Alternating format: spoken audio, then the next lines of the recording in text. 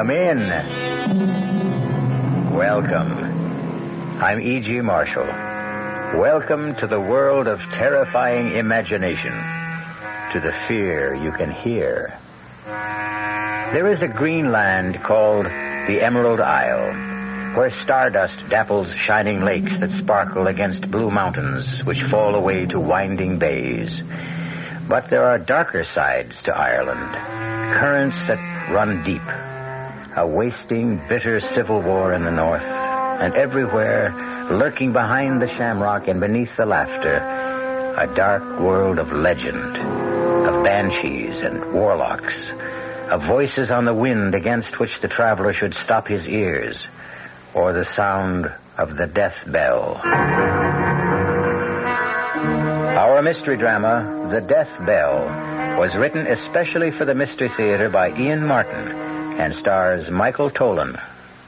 It is sponsored in part by Anheuser-Busch Incorporated, brewers of Budweiser, and by the Kellogg Company, makers of Kellogg's Special K cereal. I'll be back shortly with Act One. Hello, this is Goldilocks. It seems like only yesterday that I was a little girl tasting porridge. You know, this one's too hot. This one's too cold. And now I conduct taste tests on diet drinks.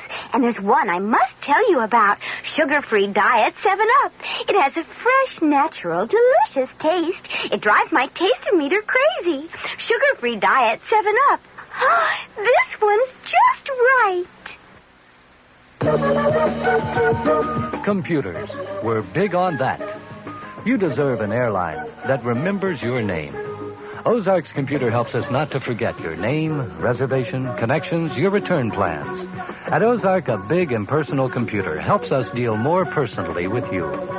Computers, we're big on that at Ozark Airlines. Now go Ozark's evening jet at 6:45 to Washington with through service to Champaign-Urbana and Peoria. Since time immemorial, man has sought to trace the future in the lines of the palm. The best answer always is, if you truly believe. As in spite of herself, it would appear that Sheila Doyle does.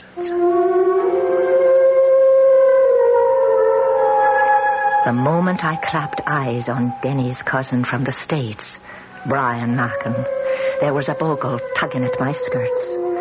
And the one look in his hand ran the blood in me cold, for I never saw a shadow plainer.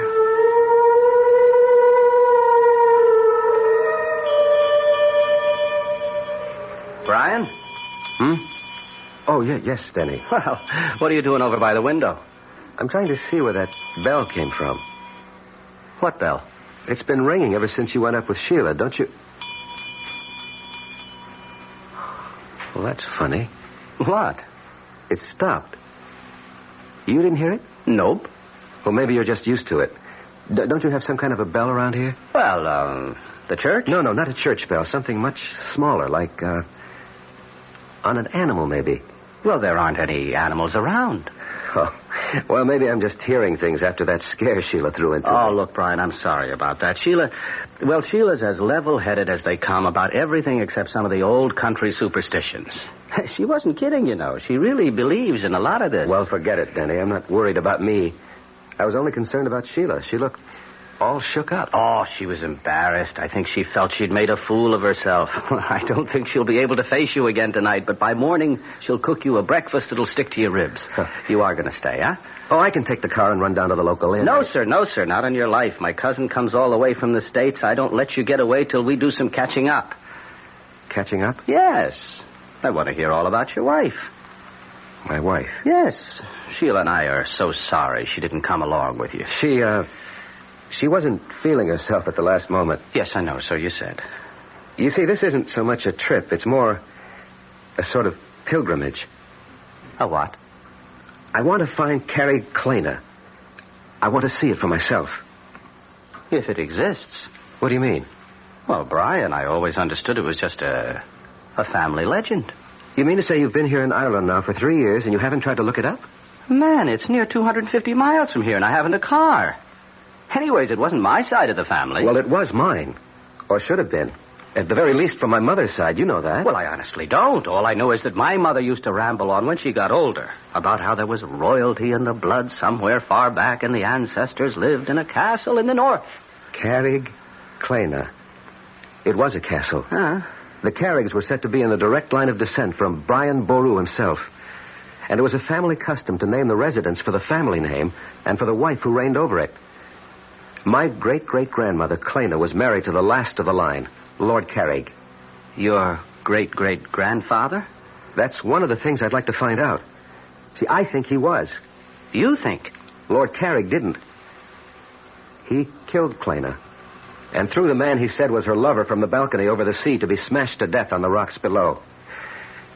And he sent my great-grandfather to be brought up by his wife's family, the Mackins. Your great-grandfather? You mean Carrig's son? He refused to recognize him. Claimed he was illegitimate. I see. Well, now, look. Looking for an old lost castle is as good a way as any of spending a vacation.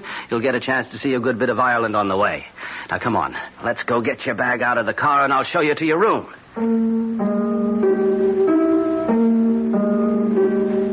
For the first time in our marriage, I found myself getting a little annoyed with Sheila as I walked Brian to the car. There was that vague kind of family connection between us. You write off as cousins, but mostly what we were was old friends and classmates. Now, with Sheila's superstitions jogging my imagination, I was uneasy with Brian. A feeling, thank the Lord, that a few minutes in the soft Irish night blew away. Oh, it's good to be alive on a night like this. It makes me think of... What, Brian? Commencement. The end of the term, anyway. or after the last ball game of the season. Tired, but loose, you remember? Well, for pitchers, maybe. Catchers with old football knees took longer to unwind. Well, so, how's the old rat race? Advertising? Oh, it still goes round and round. Hamsters on a cage wheel. How's the writing? Slow, but sure. And I make an honest buck cutting peat to keep myself in shape. You're a happy man. Oh, what more could I ask for? Wait till you see your namesake tomorrow. Little Brian. How soon will he be 2? About the time his little sister comes to join him, 6 months or so. Oh, hey, you're having another? Yes. Well, that's solid, man. It's solid. Well, you know I always like kids. Nothing like having your own, though. And how about you, senior citizen? What does that mean? Well, you have been married longer than Sheila and me. When are you and Gloria going to have yours? As a matter of fact, Gloria got pregnant 7 months ago. Oh, and you're trying to keep it secret. So that's why she didn't come along, huh? That's one of the reasons. But come on, I can't keep you away from your wife any longer. Here, just let me get my gear and we can hit the sack. Oh, there's no hurry. For my money, we could sit up all night and shoot the breeze. Well, that'd suit me if I didn't have a long journey ahead of me tomorrow. Oh, I see. You're still determined to go chasing rainbows. I heard the door close when they left the house, and had gone to the window to watch Denny and Brian talk at the car. I couldn't hear the words, but at least Brian's arms slung around Denny's shoulder eased my mind enough to make me go to bed. Still and all, even with the soothing sound of their voices rumbling below and their laughter, it was long before I fell into an uneasy sleep. Oh, Denny? Oh, I'm sorry. Shh, Sheila, shh. Darling, go to sleep. It's all right. I was half on to waking. Turn the light on. No need. I'm all undressed. Just come into bed. And did you get Brian settled? Yes. He's snoring already. By the time I closed up and looked in on little Brian, he was dead to the world. Darling, what's wrong? You shivered. Oh, 'twas maybe a hair limped over my grave. Hold me. Who needs to be asked? Sheila, you're wrong about Brian. What way? We've had a long talk, just like old times. I never felt closer to him. Well, I know you've missed him since you came away here. We were always more like brothers than cousins. Well, I'm not saying he isn't tense and all wound up, but that's old stuff to me, Akushla. Oh, you're making to be a real Irishman again. Well, next to you because of you, and grateful I am. Are you for real, Danny? Don't you know? Oh, Sheila, I used to be all tied up in knots like Brian, and that's all it is, you see. Well, I hope you're right. You haven't heard the best news yet. What? Well, you're not the only one that's carrying a heart beneath your own. Gloria's expecting. Brian's wife. When? Before you. That's why she didn't come along this trip. Well, that's good news, Denny. I want to be happy for your friend, your cousin, your brother, almost. Well, so you can be. You can be. Sheila. What did you think you saw in Brian's palm? Don't ask me. First of all, because I have no words to tell you. And second, I'm praying to sweet Mary to forgive me. For I'm hoping it was himself who's only giving me a warning not to meddle in the Lord's business. The night is quiet outside, except for the tinkle of that far-off bell. There's a kind of peace. I had to stop here with Denny, touch normal life, if only for a moment. I will not think back, and tomorrow must wait till I find it. I know what it will bring to so many people. I wonder what it will bring to me, Brian Mackin. The last thing I hear is the bell, lulling me to sleep.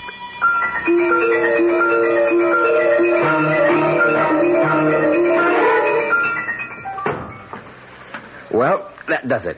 All set for the road. No, I wish you didn't have to go so soon. So do I. Will you stop by then to see us on your way back? I don't know if I'll be coming this way, Sheila. Oh, try to make it.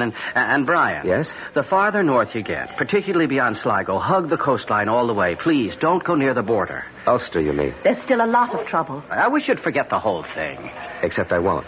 Well, man, it's like looking for a needle in a haystack.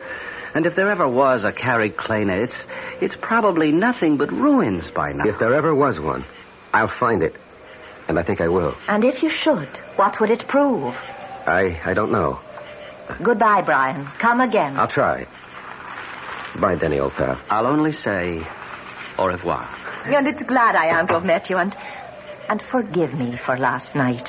The gypsy's warning? I don't know what came over me. Think nothing of it. Well, so long, chum, and drive carefully. I hope you had a good night's sleep. With the good company and the good air, what else? Even the little bell I finally got used to. And off I went like a log. So here goes. Hail and farewell.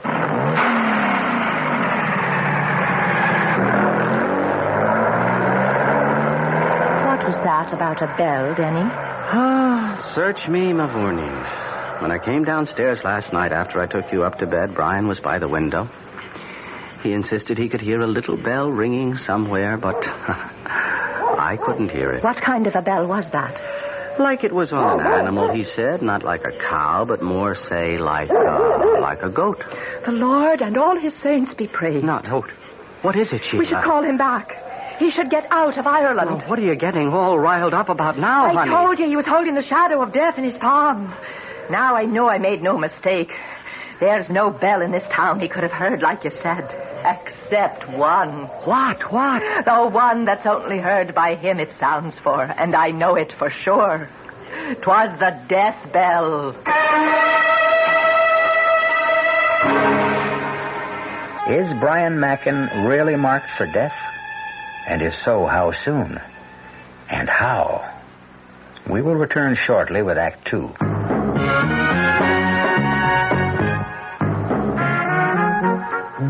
Some beer drinkers have funny ideas about beer. They think beer improves with age, like wine. Well, find a brewmaster, though. You'll find a beer drinker who knows better. The Budweiser brewmaster says it all depends on how beer is aged. Just letting beer sit in lagering tanks makes it older, not necessarily better. That even goes for keeping a case around the house for a couple of months. But there is one kind of aging that's good for beer.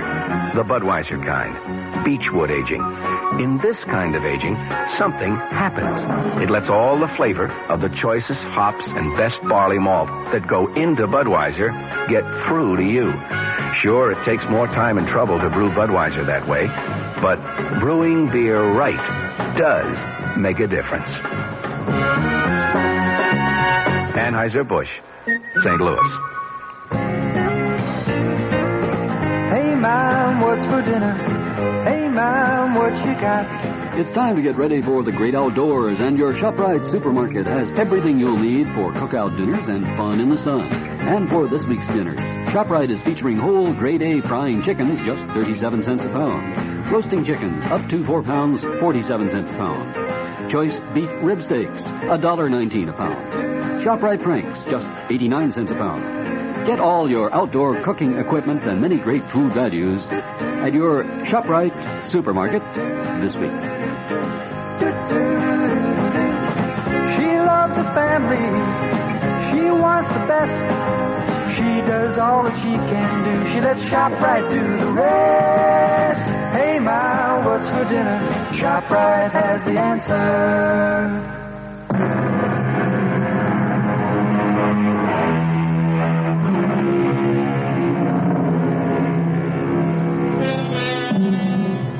250 miles is a short day's drive as we reckon it in the good old US of A. But through the length of Ireland, stopping more and more in the last 50 miles to ask the still unanswered question, do you know of a castle in these parts called Carrickclena? It's a long, long trip that at last has brought Brian Mackin to a little bridge across a valley stream. Stopping there to eat the lunch Sheila put up for him before he left, he has scarcely finished it as twilight falls. Then, as he dozes for a moment, back against a tree... What? Pull him up! Pull him up! I can't. Throw him. Hold on, don't get thrown. Oh, boy. Oh, easy. Hold up there. Hold up. All right. Easy, boy. Easy. All right. Are you all right, ma'am? Yes, and I'm much beholden to you, sir. Oh, it's my pleasure. What happened? Something frightened my horse. I lost control. May I have the reins, sir? All right, now, stay, boy, stay. Here you are. Oh, thank you, Mr. Brian Mackin. How do you do? I am the Lady Clena Carrick. What? I said I'm Lady Carrick. Of Carrickclena? Well, naturally. Then it does exist. I should hope so. I was just on my way home. Where is it? Just across the bridge and over the hill. Oh, now that I've regained my composure. On my soul, you do look familiar. I didn't catch your name. Brian Mackin. Oh, no. No. You must be mad to try to intercept me here. Run, Brian. Run for your life. Reach him. Get. Wait a minute, milady. If you value your life, stay away from me. I am frozen at her sudden flight. Then suddenly I find myself running after her, laboring for breath over the last burst to the crest of the hill. Oh, damn, the light going. But where? Where? She couldn't have just disappeared into thin air.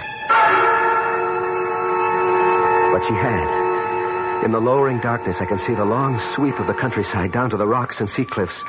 And there's no sign of horse or rider, or of any destination they might be bound for, nor any road for a horse to follow, much less my modern car. For the moment, I realize I must return to my car and seek some lodging for the night.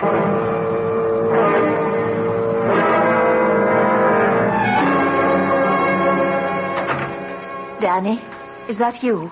Well, who else were you expecting, Sheila? Oh, darling, I'm that glad to see you. It's late, you are. Oh, we cut a few extra squares tonight as long as the light was with us. Here, what is it, little bird? You're all aflutter. It's Brian's on my mind. Oh, you'll laugh at me again, I suppose. But as I was laying our little one down with the sun just gone over the hill, I thought I heard him calling, Clena, Clena. Oh, now, Sheila, what's got into you? I wish I knew. I only know somehow we should never have let Brian go off for the north. Something terrible is going to happen to him. And if there is, what could we do to stop it? Well, we should try. Would you have me follow him on Shank's mare? How fast do you think I could walk it? Well, you could borrow the McFadden's car or Seamus' motorcycle. And if I did, where would I head for? Oh, don't fault me, darling, or make me the fool. It's just a feeling comes over me and I can't help it. I want to be wrong. I hope I'm wrong. Sheila, now please, stop worrying about Brian. If anyone ever knew how to take care of himself, that's the guy. I said it with authority because I meant it, or I thought I meant it. Or I tried to mean it because I wanted to reassure Sheila. The truth is, I was shaken again. I'd been 3 years living in Ireland, long enough to fall under all of her spells, even the black ones. And I'd have given anything to know where Brian was at that moment. And what he was doing.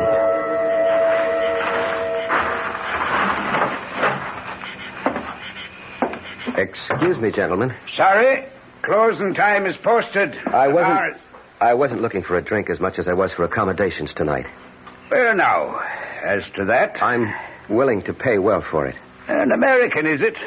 Well, for that much, I suppose we could be after finding your room and a bite to sup. And perhaps a little information? We're not for doing much talking around these parts, in particular to strangers. What would you want to know? Well, something very simple, I hope. Would either of you know where I could find a place called Carrickclena? Carrickclena? Yes, no. What would be after bringing it to these parts looking for the likes of Carrickclena? Well, till late this afternoon, only a dim hope of finding it after all these years. For private reasons. Oh, and what would the private reasons be? Family ones.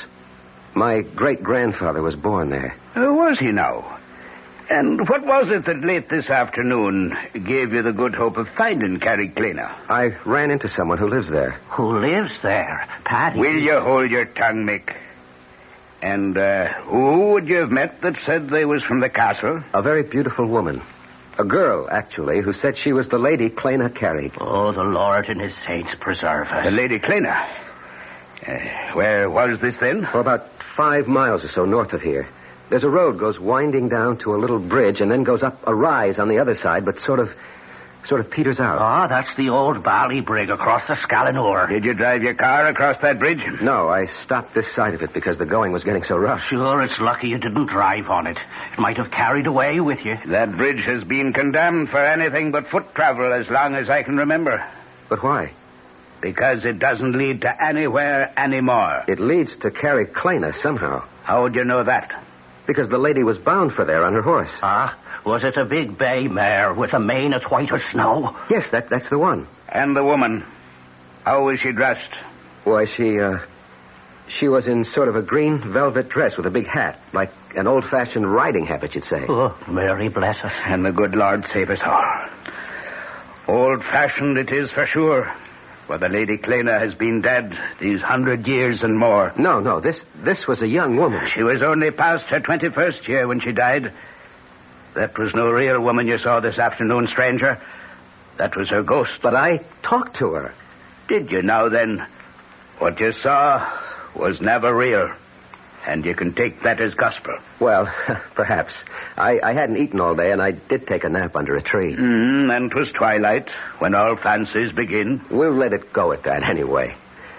But Carrickclena, is that just fancy, too? Well, now, as to that... Must you always put your oar in, Mick? I'm talking to the gentleman here, Mr... Mackin. Brian Mackin. It is a good Irish name. I mentioned that my family came from Ireland. So you did. And at least you've had the sense God gave you to come back. I'm Paddy Flynn, and the little runt here is Mickey Mahan. The top of the evening to you. Is it back you are to stay, Mr. Markin? That depends on what I find at Carrickclena. It's little you'll find there. Deserted and empty, and blown by the winds for a century. It's not but a ruin. Not worth the effort to go by it. And sometimes at nightfall, there's a woman's voice that'll call, come away, and it'll betide the man who listens. Well, just the same, I want to see Carrickclena. Can you guide me there? Not by night. I wouldn't stir out by night for all the gold in a leprechaun's hoard. Maybe tomorrow. We'll see. It's time we were all to bed. Come, I'll show you your room, Mr. Mackin.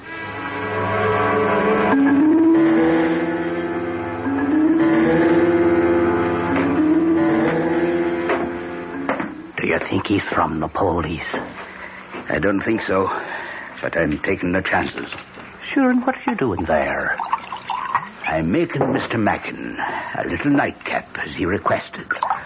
Only it will be a little stronger than he expected. How is that, Paddy? Sure, I'm giving him a little extra dividend. Your namesake, as you might say. Who will that be at all? Mickey been? I never heard tell of him. Well, now, that's because he emigrated to Chicago, USA, long before your time and mine. But he gave his name to what's in this little bottle here. Well, it looks like no more than bog water. It'll make you sleep a deal sounder. Now then, you'll take this drink up to him, whilst I go arrange for the clock. It is a good thing we have a full moon to work with this night. To work? Isn't it obvious the guns are no longer safe at Carriclana? We'll have to have them up and away over the border by morning before our American gets to nosing about. Wish we're not going by the castle by the dead of night. How else? But you'll be walking again by the full moon.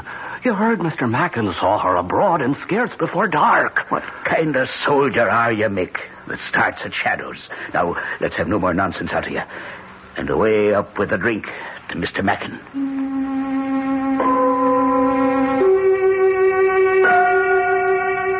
I look at my watch. It's just after midnight. The nightcap is untasted on the table beside my bed. I don't trust it. I don't trust a lot of things. But where to get rid of it? A vagrant memory drifts across my mind of jokes among old country people. A quick look under the bed, and there is the receptacle. It's a matter of a moment to empty the glass in it. And none too soon. I can hear stealthy footsteps approaching. Don't use the curse, Mick. Unless there's trouble. If there is, I'll put him to sleep myself. Mr. Mackin? Mr. Mackin? I think he's away. Follow me. He's dead to the world. We'll check that out. He's drunk it. Will it keep him quiet long enough? 8 to 10 hours. And even when he wakes, he'll not want to leave his bed. Now come away, man. We've much to do.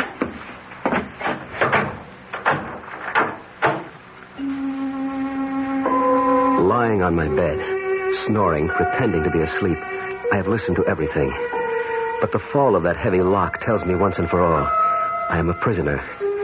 But as I wait for them to leave the house, I know that nothing will keep me from Carriclana. I have an appointment there that's been waiting 100 years. And even now, in the still of the night, I can hear the far-off tinkle of that bell and a voice crying. Come away, Brian! Come away back to Carriclana!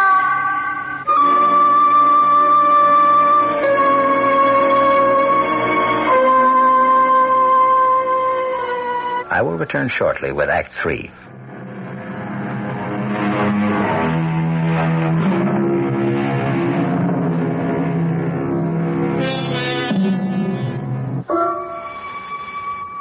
I stand by the window, carefully on the side where the moonlight cannot cast my shadow, and watch the courtyard of the inn below. A small truck like a weapons carrier is there, and Patty and Mick climb into it.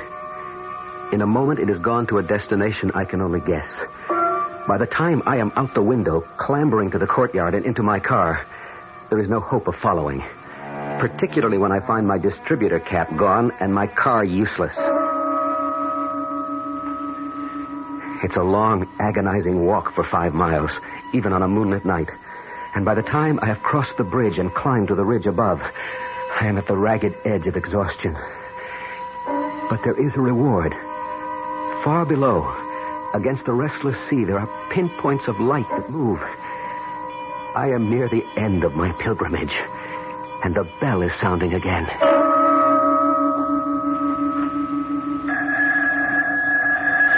Danny. Danny. What is it, Sheila? The phone, it's ringing. Well, what time is it? It's 3:30 in the morning. Well, who could be calling us now? I don't know. I have been lying here awake, afraid that something was about to happen. Will you go down now and answer it, or shall I? All right. I'm on my way, but who? It's Brian. Or something about him. And whatever it is, no bell that rings in the night brings anything but ill luck.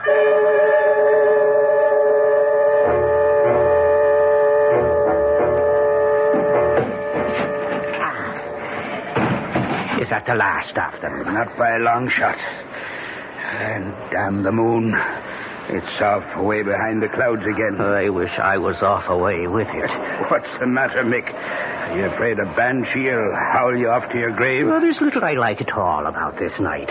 We're all stretching our necks across the gibbet one way or t'other. Well, the sooner we deliver these guns over the border, the safer we'll be. I wish now I'd stood away with a ship that delivered them 3 days ago, and I'd be out of this on the way home. Well, you didn't. So let's have at it and get them away from the storehouse before... Wait a minute. What is it? By the ridge there. The silhouette of a man.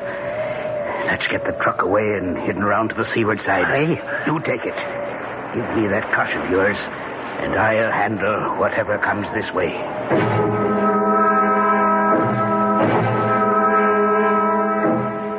Yes, Sergeant, he was. Well, he left yesterday morning about 9. All I know is he was headed somewhere north of Sligo, Galway Bay area. Yes, he was looking for a place named Carrickclena. No, not at all. And please, he's a cousin of mine and a very good friend. You will keep us notified and let us know what's happening. Yes, I'd appreciate that. Thank you. What is it, Denny? What are you doing out of bed, Sheila? Who was on the phone? You said Sergeant. It was Liam Flaherty of the police. Sheila, there's all hell to pay. Tell me. There was a tracer from the States.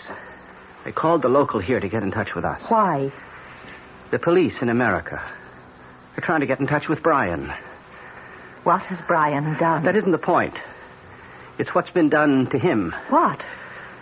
Brace yourself, my darling. Somebody murdered his wife.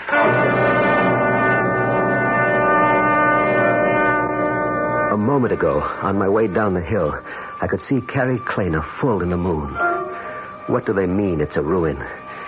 It was just as I pictured it. Turrets, mullioned windows with diamond-shaped glass panes, great oak doors, and ivied granite. Now, with the moon hidden, its silhouette looms over me, reaching out to me as I come home at... Oh, cool. You didn't have to hit him so hard. I wasn't taking any chances with Mr. Mackin this time. Is that who it is? Say for yourself. How'd you get over the drink and away and here? No time to worry about that now. You think he is police or maybe the British? Whatever he is, we'll decide that later. Let's get the guns off and away first. I'm standing in front of the great door of Carrickclena, and I know that everything's going to come clear at long last. I reach out and pull the bell. Even the bell is familiar, although I cannot quite place where I've heard it before. And now, the door is opening. Good evening, Brian. We've been waiting for you. Good evening, Your Lordship. I'm sorry I'm late. No matter. We've but just finished dinner, and her ladyship is with the child. Will you join me in a glass of mulled wine? At your pleasure. I've not seen you for some time, and... the devil. I've forgotten. I must catch my sea captain before he leaves to send some packets. Will you forgive me? I should not be over 2 hours or so. May I hope you'll attend milady in my absence? I should be happy to, except... Would you not rather I transmit the packages for you on my way home? No. I must have certain words with the shipmaster that I alone can bring. Besides, I would not deprive Clena of some outside companionship. We're so isolated here, it would be cruel to deny her a new face to brighten her solitude. The hour is late. Perhaps would be better... No, I won't hear of it. You shall be our guest for the night, and I shall be back post-haste. I'll try to make it in as close to 2 hours as possible. Meanwhile, make yourself completely at home. I am in a dream, I suppose. For by my host's clothes, the speech, a calendar I find on the wall, I am back in the past over 100 years. But more important, I am within the walls of Carrickclena, and the riddle of my whole life, I feel, is near to being solved. When Lord Carrick leaves, I am too impatient to wait for my answers. So I climb the great staircase to Clena's bedroom and knock on the door. Who is it? Brian. A moment. What are you doing here? I grew tired of waiting for you to come down. My husband, he's... Lord Carrick has ridden to town. It will be 2 hours before he returns. May I come in? I shouldn't let you. It's too late. I thought you'd left for good 2 years ago. When I lost you to him, I meant to. But for a while, I stayed hiding in the fen. Oh, I know you were seen. Do you know what you've done to me? And why do you come back now? I wanted to see the boy. By what right? Is he mine, Clena? I have to know. Is he mine? No. You called him by my name. It was a foolish choice. Why? Because I loved you. And now? Oh, Brian. The years have come and gone. Lord Carrick is my husband and the father of my child. And I have a whole new life I've learned to accept. I still want to know if the child is mine. Let me go. When you answer me. How could he be yours? He was born 10 months after I married Lord Carrick. Then why does everyone whisper he's mine? Because you didn't leave as you promised. Why didn't you take yourself right out of my life? But there was nothing between us after your marriage. We know that, but no one else believes it. They still think the child is mine. Even Lord Carrick. I can't imagine why he could have welcomed you here tonight. I can't tell you how he... Wait a minute. What is it? Hush. Dear God, he's here. He'll kill me. Over my dead body. And here it is. The moment I've reached back through a century for. The one I want to change. It's today I want to bring back. And Gloria and my own child that I killed in one moment of anger and hate as Lord Carrick plans to do with me and Clena now. I have only one chance of bringing Gloria back. To change history. Or at least to set it right. He's coming up the outside balcony stairs. Through the French windows. Run, Brian, he'll kill me if he finds you here. I'll kill him first for doubting you. Oh, in heaven's name, no. Lord Carrick, hold. So once again you try to steal my wife. Put up your dagger. I am unarmed. So much the better. You first, and then my wife. This time not so easily. I'm not the hunted, but the hunter. Look to yourself! He stands with his dagger half raised, frozen with inaction as I hurtle myself towards him, hands raised to shield and grapple and destroy him. But what I reach for is nothing but a shade. My outstretched hands grasp only air, and my hurtling body passing through his spectral waist crashes full tilt against the crumbling battlement, which gives way like powder. And of a sudden, just like the lover in the ancient legend, I am plummeting like today's skydiver towards the rocks below. And in this awful moment, I know that I was just as wrong about my wife, Gloria, as Lord Carrick was 100 years ago about Clena. Small comfort now to know that I am legitimate as the rocks below rush up towards me like an express train, and I am no more.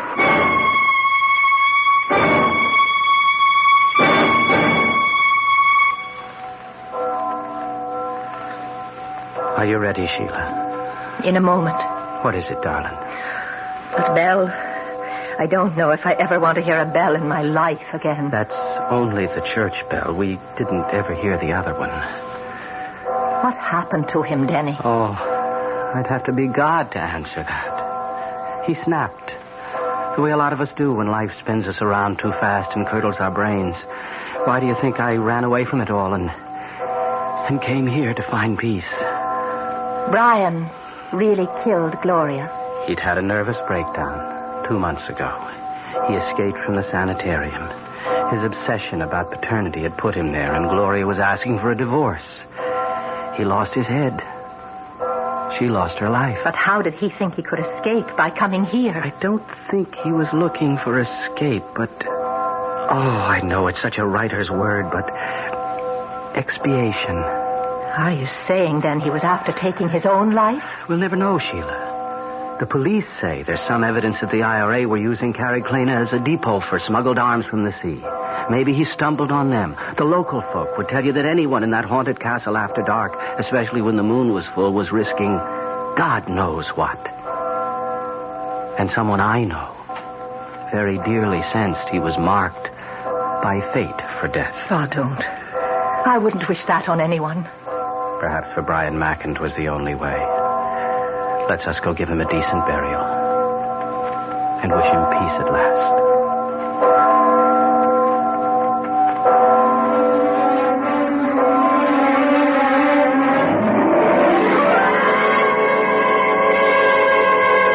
A strange tale.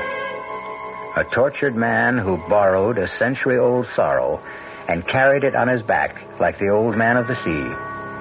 Small wonder he broke eventually under the senseless strain and ran amok. A man to be censured, but also to be pitied. A man for whom the death bell sounded. Let his epitaph be John Donne's, lest you stop to criticize too harshly. Ask not for whom the bell tolls. It tolls for thee. I'll be back shortly. Oh, sure. You can talk about good-tasting diet drinks, but I know. I'm Goldilocks, and here at my taste-testing laboratory, I taste-test them all. And nobody's been drinking my diet drinks until I tested sugar-free Diet 7-Up. And then, kabloomy! Every bear wanted some. Diet 7-Up is fresh, natural, delicious. Sugar-free Diet 7-Up. This one's just right. North Jersey is certainly getting a higher yield this spring, especially with Suburban Savings Special High Yield Savings Certificate that you can raise for fun and profit. All you have to do is plant a modest $2,500 minimum in Suburban Limited Issue 7.50% Savings Certificate. Then put your certificate in a nice safe place. Suburban takes care of the rest by compounding interest continuously from day of deposit paid quarterly. You'll get a nice healthy 7.90% effective annual yield on your 7.50 savings certificate when you let it grow from 4 to 10 years. Early withdrawal prior to maturity is, of course, subject to a substantial penalty. So for a nice healthy 7.90% annual effective yield, grow Suburban's 7.50% savings certificate for fun and profit at any Suburban Savings office in Bayonne, Edgewater, Elmwood Park, Emerson, Hackettstown, Morris Plains, Nutley, Paramus, and Sparta. Our cast included Michael Tolan, Marion Seldes, William Redfield, and Guy Sorrell. The entire production was under the direction of Hyman Brown. Radio Mystery Theater was sponsored in part by new sugar-free Diet 7-Up. This is E.G. Marshall inviting you to return to our Mystery Theater for another adventure in the macabre. Until next time, pleasant dreams.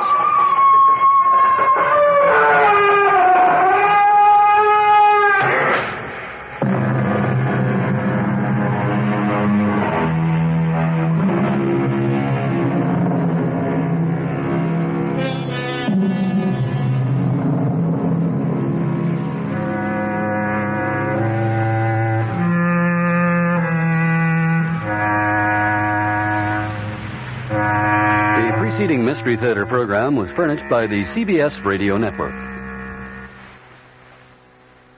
This is Mary Helen McPhillips.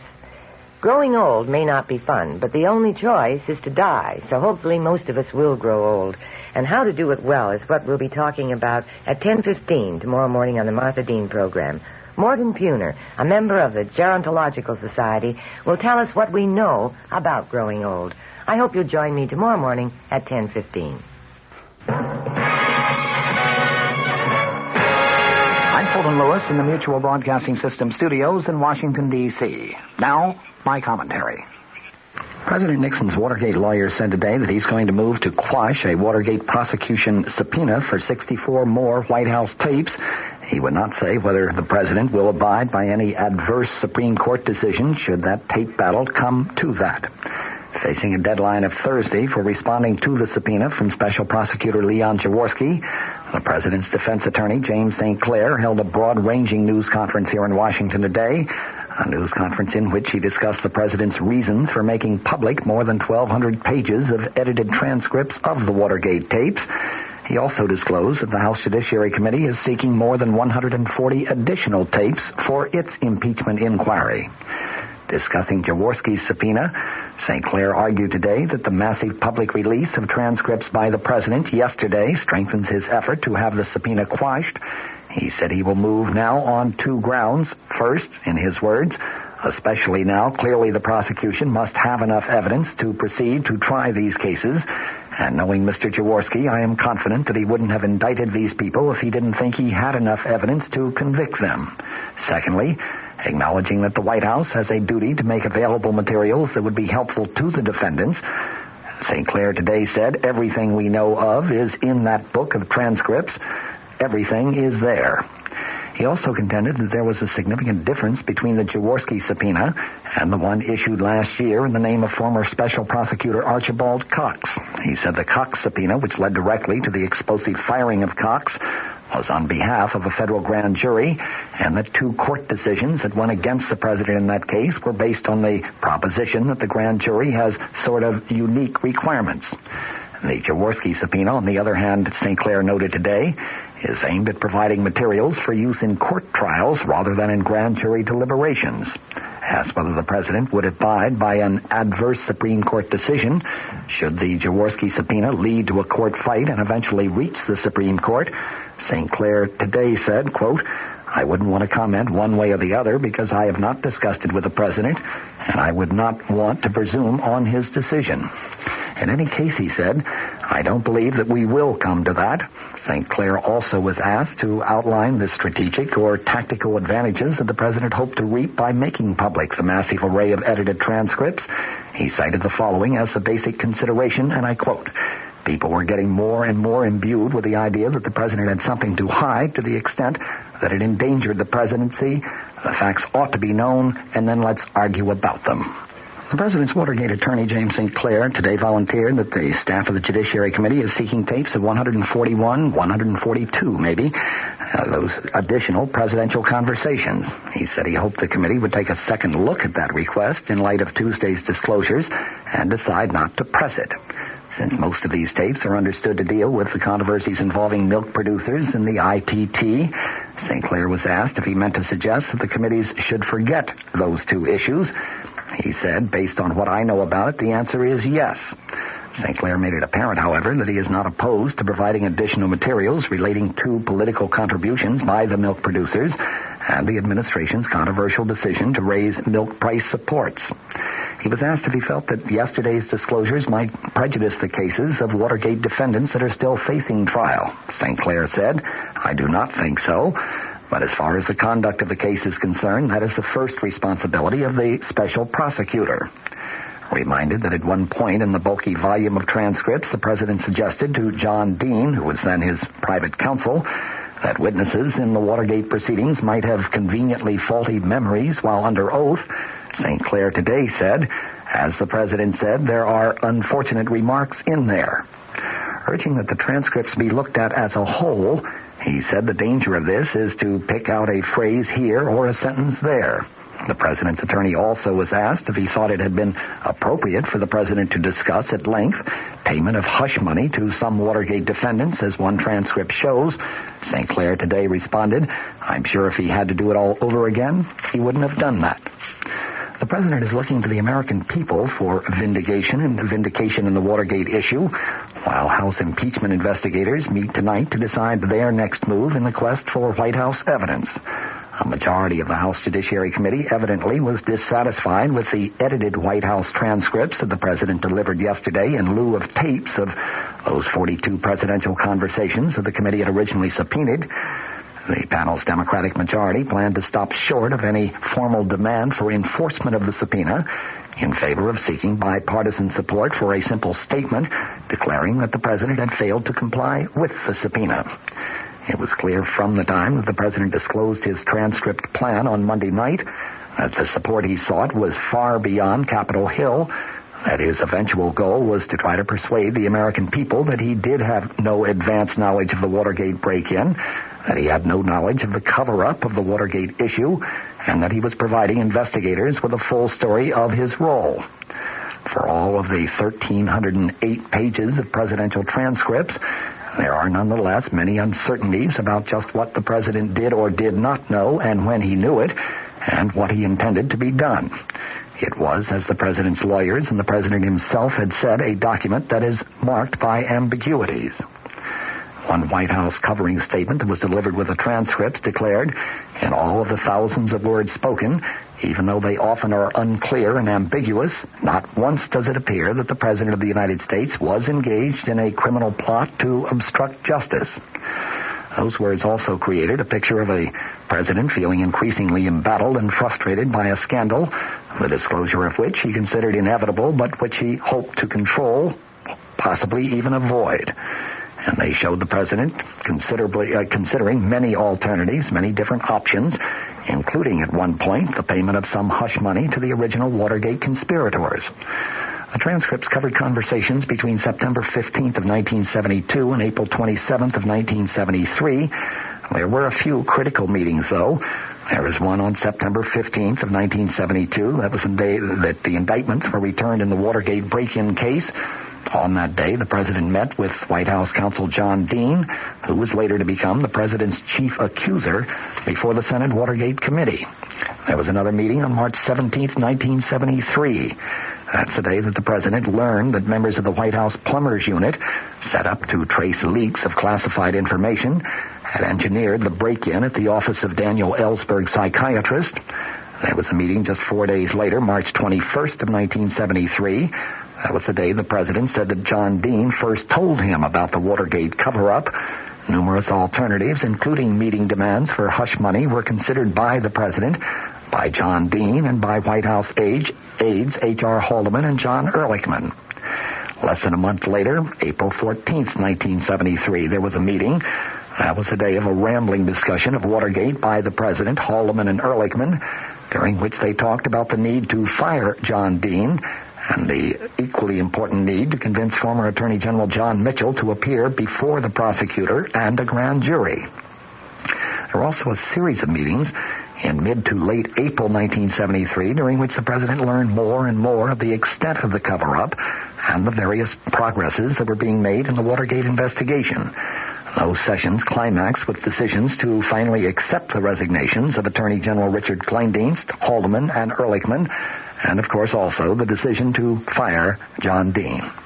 After voting to revise oil taxes, the House Ways and Means Committee is turning to general tax reform, but a personal income tax cut does not seem to be on the panel's present agenda for possible action.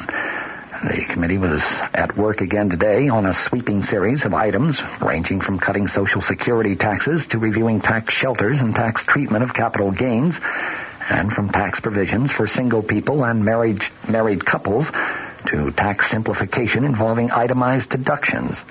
Tax staff experts told newsmen following a closed-door committee meeting yesterday that the panel plans to consider this material in the next 60 days and may have to omit some of these items from the list, but hopes to cover as many of these as possible. Missing from the listing of more than 25 topics, though, was a general personal income tax cut along the lines of a $5.9 billion measure that has been suggested by some members of the Senate. In the Senate, that body voted today to let states decide whether a motorist could buy group health insurance to cover accidental injuries. The action came as the Senate neared a final vote on no-fault automobile insurance, which would compensate accident victims without regard to who caused the accident. San Francisco Mayor Joseph Alioto announced today that police in his city have arrested 7 black men in the so-called Zebra Street killings carried out by a black group, which in Alioto's words was dedicated to the murder and mutilation of whites and dissident blacks. He told a news conference, the police have pierced the veil of a vicious ring of murderers called the Death Angels. The Death Angels is kind of a reverse Ku Klux Klan. 12 whites have been killed, 6 others wounded in San Francisco in very random, very unprovoked attacks over the past 6 months. From the Mutual Broadcasting System studios in Washington, I'm Fulton Lewis, and that's the top of the news as it looks from here. You've been listening to the OTR Gold Network. Find more classic radio at otrgold.com.